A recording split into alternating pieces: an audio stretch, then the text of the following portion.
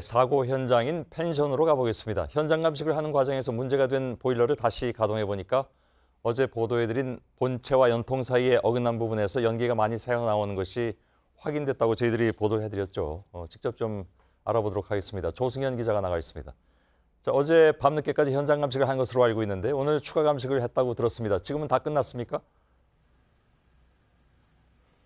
네, 처음엔 오후 6시면 끝날 것으로 예상이 됐었는데 이 계속 지연이 되다가 조금 전에 작업이 막 끝났습니다. 예. 저 위로 사고 현장인 201호 객실의 발코니 문이 보입니다. 이 발코니 문을 열면 바로 보일러실이 있습니다.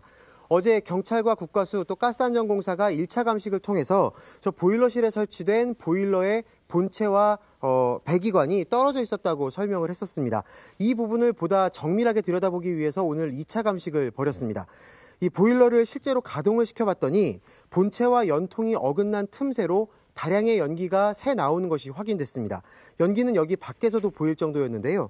경찰은 새 나온 배기가스의 성분이 일산화탄소가 맞는지 또 사고 당시 얼마나 오랜 시간 동안 가스가 새 나왔는지 등을 수사하고 있습니다. 아울러 보일러 작동에 이상이 없었는지 여부 등을 파악하기 위해서 조금 전에 보일러를 떼어서 국과수로 보냈습니다. 예, 조금 전에 화면에서도 방 안으로 가스가 이렇게 나오는 모습을 저희들이 볼 수가 있었는데 그래서 이제 경찰이 어느 정도 이 사고 원인에 대해서는 결론을 내린 것 같긴 합니다. 중간 수사 결과를 발표했다고요? 그렇습니다. 이 수사본부가 차려진 강릉경찰서에서 오늘 오후 3시에 중간 수사 결과 브리핑이 있었습니다. 먼저 숨진 학생 3명의 사인은 일산화탄소 중독으로 확인됐습니다. 이 숨진 학생들은 2층 거실에 쓰러져 있었던 4명 중에 2명, 그리고 복층 거실에 있던 4명 중 1명이었습니다. 방 안에 있던 2명은 생존을 했는데 발견 당시에 방문이 닫혀 있었기 때문에 배기가스에 그나마 덜 노출된 것으로 보입니다.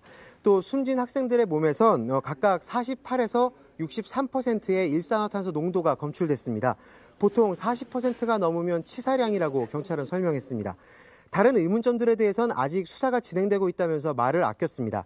한편 201호 객실에서 이 사고가 나기 전에 가장 마지막으로 손님이 묵은 시점은 약 열흘 전, 그러니까 지난 8일경으로 알려졌습니다. 이 마지막 투숙객이 어떤 이상을 느꼈었는지 등에 대해서 경찰은 역시 수사하고 있다고 밝혔습니다. 예, 알았습니다. 조승현 기자였습니다.